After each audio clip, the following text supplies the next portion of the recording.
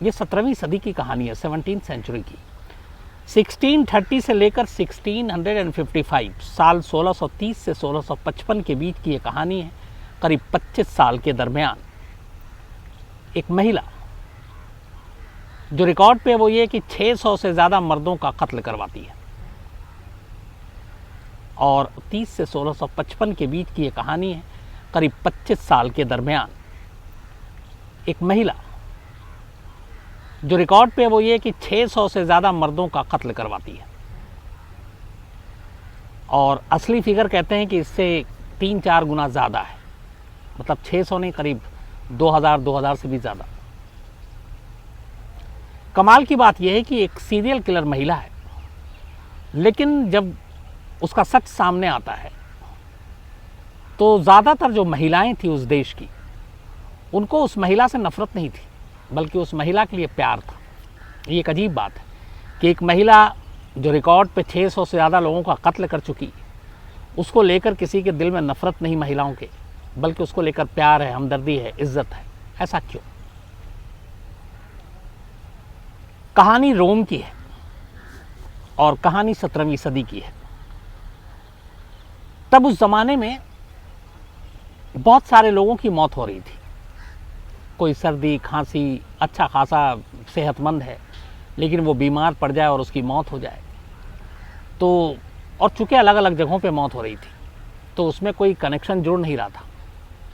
अलग अलग रीज़न थे, अलग अलग फैमिली थी, अलग अलग शहर इलाका था। तो सारी मौतों को किसी ने जोड़ कर देखने की कोशिश नहीं की। न उस वक्त की जो सारी पुलिस और ये चीज़ें होंगी, हालांकि उस वक्त सारा जो लॉ एंड ऑर्डर बाकी चीज़ें थी इटली में, वो चर्च के कंट्रोल में हुआ करता था। चर्च और वहाँ के पादरी जो हैं वो बहुत पावरफुल हुआ करते थे। तो लोगों की मौत होती रही और लोग इसे आम मौत मानते रहे कि नेचुरल डेथ है, ऊपर वाले की मर्जी है। तो किसी ने कुछ ध्यान नहीं दिया। हालांकि उस वक्त ध्यान दिया जाता तो शायद आने वाले वक्त में बहुत सारे मौत का सिलसिला रोका जा सकता था, लेकिन ऐसा हुआ नहीं। इस सारे जो लोग अलग अलग मरे थे, उसमें सिर्फ एक कॉमन चीज़ थी, और वो कॉमन चीज़ तब लोगों के जहन में सामने पता चली जब इस बात का खुलासा हुआ कि जो इतने लोग मारे गए हैं, इनकी मौत जहर से हुई थी। जो कॉमन फैक्टर था हर मरने वाले में, एक तो ये था कि वो सारे मर्द थे, पुरुष थे, और दूसरा कॉमन फैक्टर ये था कि उनमें से हर एक का अपनी पत्नी के साथ रिश्ता अच्छा नहीं था। मियाँ बीवी के बीच खटपट लड़ाई। तो ये बाद में पता चला। ये उस दौर की बात है जिस दौर में इटली में महिलाओं की, जो इतने लोग मारे गए हैं, इनकी मौत जहर से हुई थी। जो कॉमन फैक्टर था हर मरने वाले में, एक तो ये था कि वो सारे मर्द थे, पुरुष थे, और दूसरा कॉमन फैक्टर ये था कि उनमें से हर एक का अपनी पत्नी के साथ रिश्ता अच्छा नहीं था। मियाँ बीवी के बीच खटपट लड़ाई। तो ये बाद में पता चला।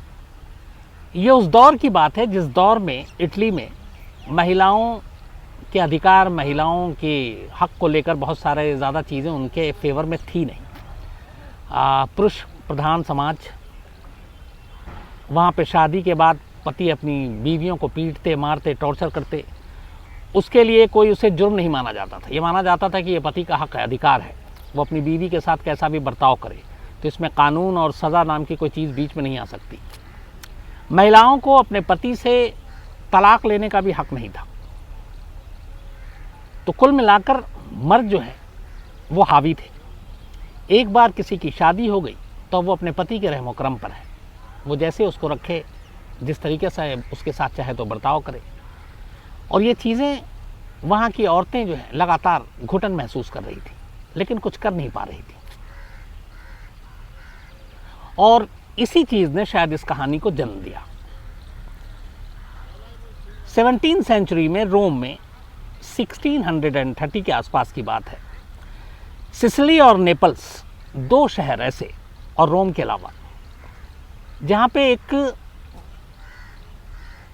गैंग काम कर रहा था। इस गैंग को जहरीला गैंग भी कहते थे, क्योंकि इस गैंग का खास जो काम था वो यही था, जहर से लोगों को मारना। और इस गैंग की सरगना थी जूलिया टूफाना नाम की एक महिला, जो विधवा थी, और उसकी एक बेटी थी। जूलिया टूफाना की कहानी ये थी कि जूलिया टूफाना की माँ को सजाए मौत हुई थी। जूलिया टूफाना की माँ भी अपने पति के जुल्म से बड़ा ज़्यादा परेशान थी और उसके पति की मौत जहर से हुई। तो बाद में वो पकड़ी गई, जूलियाना की जो माँ थी, और उसको फिर सज़ा हुई। चर्च ने फैसला सुनाया और उसे सजाए मौत दी गई। उसके बाद जूलिया टूफाना उस जगह से रोम पहुंच गई और उसकी शादी हो चुकी थी, एक बेटी थी।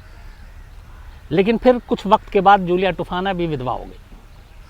अब ये बात कभी पता नहीं चला कि जूलिया टूफाना के पति की मौत कैसे हुई। बाद में ये शक हुआ कि शायद उसके पति की मौत भी जूलिया टूफाना के हाथों से हुई और जूलिया ने ही उसे जहर दिया होगा।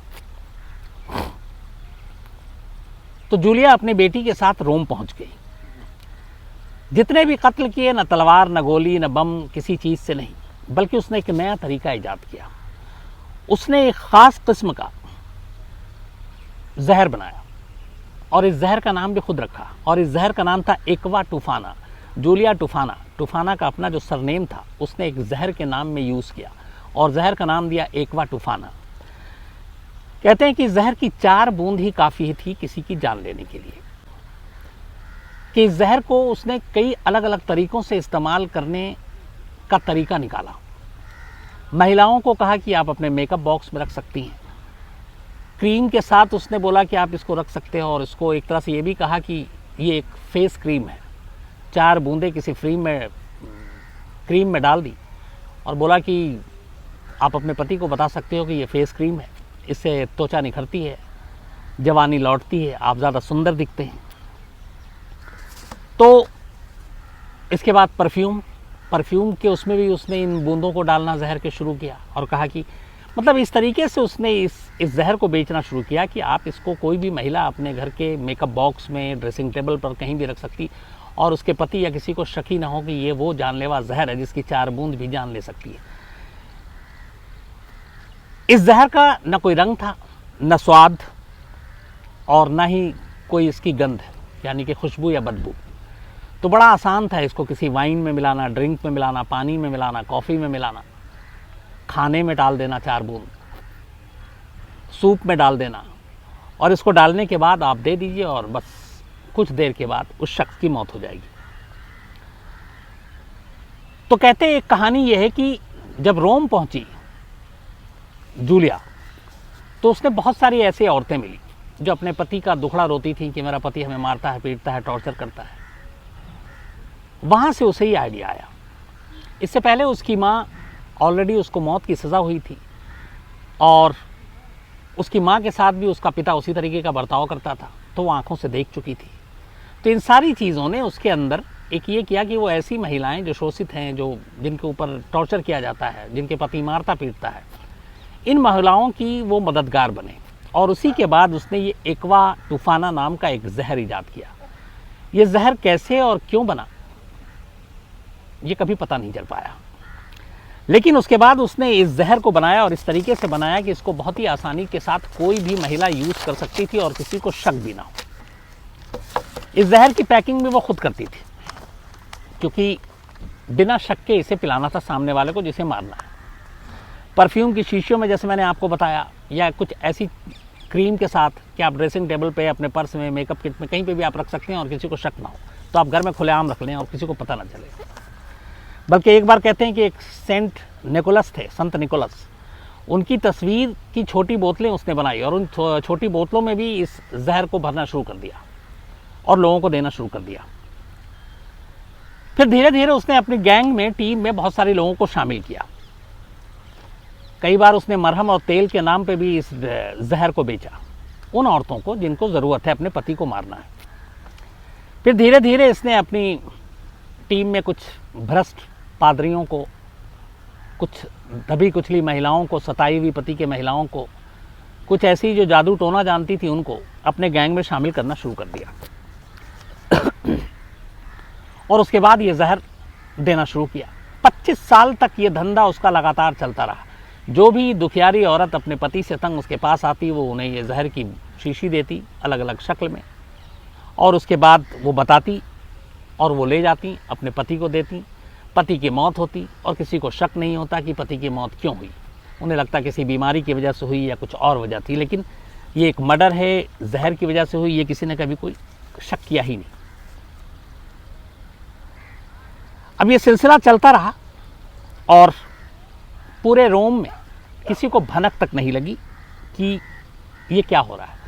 लेकिन कहते हैं 1650 में 1650 में पहली बार जूलिया का ये राज फाश होता है, और ये भी बड़े नाटकीय अंदाज में। 1650 में जूलिया के पास एक महिला आती है और वो महिला अपने पति का दुखड़ा रोती है। जूलिया के बारे में उस महिला को कहीं किसी क्लोज उसके कांटेक्ट ने बताया था और वो कहती है कि ऐसे ऐसे उसका पति तंग करता है। जूलिया उसे वही जहर की 4 बूंद देती है एक शीशी में और कहती है कि तुम उसको किसी भी चीज़ में मिलाकर दे देना। वो उस जहर को अपने घर ले आती है। घर लाने के बाद बाकायदा डाइनिंग टेबल पर वो अपने पति को सूप सर्व करती है और उस सूप में जहर की वो 4 बूंद डाल देती है। पति आता है और डाइनिंग टेबल पर बैठता है। सूप बस वो पीने ही जा रहा था कि इतनी देर में उसकी पत्नी का मन बदल जाता है। उसे लगता है कि ये ठीक है, मारता है पीटता है, पर मेरा पति है, मेरे बच्चों का बाप है, हो सकता है आगे चल के सुधर जाए, समझ जाए, बट मारना ठीक नहीं है। तो जहर लेकर आई, जहर सूप में डाला, सूप पति पीने जा रहा है और ऐन वक्त पर उसका मन और दिल बदल गया और उसने उस सूप को अपने पति के सामने से हटाया और पति ने कहा कि मुझे पीने दो। उसने कहा नहीं, ये सूप ठीक नहीं है, आप मत पीजिए। पति फोर्स कर रहा है और वो उसको सूप पीने नहीं दे रही है और आखिरकार उसने उस सूप को वहाँ से जबरन उठाया और ले जाकर फेंक दिया। इस चीज़ ने पति को मन में शक डाल दिया। उसने पूछा कि ऐसी क्या बात थी कि तुमने मुझे सूप पीने नहीं दिया। वो कुछ बताती नहीं है, वो फोर्स करता है, लगातार पीछे पड़ा रहता है और आखिरकार उसकी पत्नी टूट जाती है और वो कहती है कि दरअसल इस सूप में मैंने जहर मिलाया था और तुम्हें मारना चाहती थी, लेकिन मेरा इरादा बदल गया और मैं तुम्हें खोना नहीं चाहती हूँ, इसलिए तुम्हें सूप पीने से मना कर दिया। पति खुश होता है कि चलो पत्नी उसे मारी नहीं, लेकिन फिर उसके अंदर की जिज्ञासा जागती है और पूछता है वो कि तुमको जहर कहाँ से मिला, किसने दिया, तुम्हें कैसे पता कि इसको कहाँ मिलाकर कैसे वो किया जाता है। पत्नी ने उसे सारी बात बता दी और पहली बार जूलिया टूफाना का सच उसने उगल दिया। इसके बाद पति अपनी पत्नी को लेकर रोम के एक चर्च में जाता है जहाँ वो अक्सर जाया करता था और वहाँ पादरी के पास पहुँचता है और पादरी को जाकर पूरा किस्सा बता देता है और पादरी के सामने उस शख्स की पत्नी ये कन्फेस करती है कि ये एकवा टूफाना नाम का जहर उसे जूलिया टूफाना ने दिया था और उसकी जानकारी में उसने ये जहर बहुत सारी औरतों को पहले भी दिया है अपने पति को मारने के लिए। इस चर्च से ये बात फैल गई पूरे रोम में और जूलिया जो है अब उसके सर पे गिरफ्तारी की तलवार लटकने लगी, मौत तय थी उसकी। जूलिया तक भी ये खबर पहुंची। जूलिया भागकर एक दूसरे चर्च में पहुंची जिसको वो मानती थी, जहां वो जानती थी, और वहां पे जाकर उसने शरण ली और अपनी गिरफ्तारी को रुकवाने की बात की। कहते हैं कि उस चर्च ने लगभग अपने दबदबे से, अपने ताकत से जूलिया की गिरफ्तारी और उसके लगे इल्ज़ाम को हटाने के तैयार भी हो गई थी और लगभग जूलिया बच जाती। लेकिन तभी रोम में एक अफवाह फैल गई कि जूलिया की गिरोह में शामिल जादू टोना करने वाली महिलाएं और जूलिया का ये राज जब फाश हो गया तो इन लोगों ने मिलकर रोम के पूरे पानी में जहर मिला दिया है और इनकी साजिश है कि रोम के सारे लोगों को मार डालो ताकि हम बच जाएं। और काला जादू करने वाली और बाकी लोगों ने मिलकर जूलिया के ही कहने पर रोम के पानी में जहर मिला दिया। यह अफवाह जैसे ही फैली पूरे रोम में गुस्से की लहर दौड़ गई। इसके बाद वो सारे गुस्साए लोग, उन्हें पता था कि जूलिया किस चर्च में शरण लिए हुई है, उसको घेर लेते हैं और घेरने के बाद वो कहते हैं कि उसे वो अपने हाथों से सज़ा देंगे। मामला बहुत बिगड़ गया था। आखिरकार फिर जूलिया को, जो सबसे बड़ा वहाँ की सबसे बड़ी अथॉरिटी थी चर्च की, वो गिरफ्तार करने का हुक्म देती है। उसे गिरफ्तार किया जाता है। इसके बाद उसको टॉर्चर किया जाता है और आखिरकार टॉर्चर और तमाम यातनाओं के बाद जूलिया टूट जाती है और वो कबूल करती है कि लगभग पिछले 25 सालों में उसने नामालूम कितनी औरतों को जहर दिया। उसे ठीक ठीक गिनती भी याद नहीं थी, लेकिन उसको कुछ क्लाइंट्स के नाम और बाकी चीज़ें थी वो नोट करती थी। तो वो सारे हिसाब से जो ऑफिशियल फिगर आए वो करीब 600 मर्दों का उसने इस जहर से खून किया। लेकिन कहते हैं कि ये तादाद 2000 से ज़्यादा थी। जब ये सच्चाई सामने आई तो पूरे रोम में हाहाकार मच गया, कोहराम मच गया कि एक महिला ने इतने सारे महिलाओं को जहर इसलिए दिया ताकि वो अपने पति को मार सकें, और ये शायद उस वक्त दुनिया की सबसे बड़ी सीरियल किलर के तौर पर इसका नाम आया, जूलिया का। इसके बाद जुलाई 1659 जुलाई में रोम की सबसे बड़ी चर्च ने जूलिया, उसकी बेटी और उसकी गैंग की 3 महिलाओं को मौत की सज़ा सुनाई। जूलिया, उसकी बेटी और 3, कुल 5 लोगों को। और इसके बाद फिर जूलिया ने जैसे जैसे अपने क्लाइंट्स के नाम बताने शुरू किए कि उसने उस औरत को जहर दिया, उस औरत को जहर दिया, उस औरत, तो अब वहाँ की चर्च और अथॉरिटी लग गई उन औरतों को पकड़ने में जिन्होंने अपने अपने पति को मारा जूलिया से जहर लेकर, और वो गिरफ्तार होती गई और उनको भी सज़ा दे दी गई। कहते हैं ऐसी बहुत सारी दर्जनों औरतों को भी सज़ाए मौत दी गई जिन्होंने जूलिया से ड्रग्स, जहर खरीद कर अपने पति को दिया था। हालांकि कुछ महिलाएं इसलिए बच भी गई कि उन्होंने कहा कि उन्हें ये मालूम नहीं था। उन्होंने तो जूलिया से जो जहर खरीदा उसने कहा था कि ये एक ब्यूटी प्रोडक्ट है, इससे इस क्रीम है, इससे आप मेकअप कर सकते हो, आपका चेहरा अच्छा होगा। तो कुछ लोगों को ऐसे सबूतों के अभाव में छोड़ दिया गया, लेकिन दर्जनों महिलाओं को अपने पति को मारने के जुर्म में भी सजाए मौत मिली। इस कहानी में सबसे इंटरेस्टिंग चीज़ ये आई कि जिस दिन जूलिया को मौत की सज़ा दी जानी थी 59 में, कहते हैं उसी दिन जूलिया अचानक रहस्यमयी तरीके से उस जेल से गायब हो गई। उसके बाद उसका कोई पता नहीं मिला। तमाम उसकी खोजबीन की गई, लेकिन जूलिया का सुराग नहीं मिला। जिस महिला को फांसी होनी, बल्कि मौत की सज़ा है, मौत मिलने वाली है कुछ देर के बाद, उसी दिन, उससे कुछ घंटे पहले उसका भाग जाना, ये बड़ा अपने आप में हैरान करने वाला था। इसके पीछे शक ये भी जताया गया कि जिस चर्च के साथ वो जुड़ी हुई थी, उसके कुछ लोग उसके साथ मिले हुए थे और उन्होंने शायद उसके भागने में मदद की। तो जूलिया भाग गई, लेकिन उसकी बेटी को सज़ाए मौत मिली, उसके साथियों को सज़ाए मौत मिली, दर्जनों दूसरी महिलाओं को सज़ा मौत मिली। लेकिन जूलिया के भागने के साथ ये मिस्ट्री तब भी बरकरार रही कि आखिर वो इस पॉइज़न को बनाती कैसे थी, इसका तरीका क्या था, और उसके उस बनाए जहर में क्या चीज़ हुआ करती थी, ये एक राज रहा। तो जूलिया गायब हो गई और उसे उसकी सज़ा नहीं मिल पाई। इसी दौरान में जूलिया के गायब होने की खबर जब पब्लिक हुई, तो एक जर्मन के मशहूर कंपोज़र थे वुल्फगांग एमडेस मोजार्ट बीमार पड़ गए। उसी अगले महीने भर के अंदर की बात है। और जब वो बीमार पड़े, बहुत ही फेमस मशहूर शख्स, तो मोजार्ट ने एक बयान दिया और कहा कि उन्हें मालूम है कि वो अब ज़्यादा दिन तक जिंदा नहीं रह पाएगा। और वजह बताई, बोला कि मुझे मालूम है कि मुझे जहर दिया गया है, और ये जहर वही एक्वा टूफाना है, और इसकी डोज के हिसाब से मैं अंदाज़ा लगा रहा हूँ कि मैं जिस तरीके से बीमार पड़ता जा रहा हूँ, अभी मेरी बीमारी बढ़ती जा रही है, कि मैं कितने दिन तक और ज़िंदा रहूँगा, और इतने दिनों में मैं मर जाऊँगा। और वाकई मोजार्ट ने जो कहा था, ठीक उतने ही दिनों के अंदर अंदर मोजार्ट की मौत हो गई। तो आखिरी मौत मोजार्ट की हुई थी। जूलिया का कोई सुराग नहीं मिला, और जूलिया के साथ वो जहर का राज भी हमेशा के लिए दफन हो गया। तो ये थी कहानी।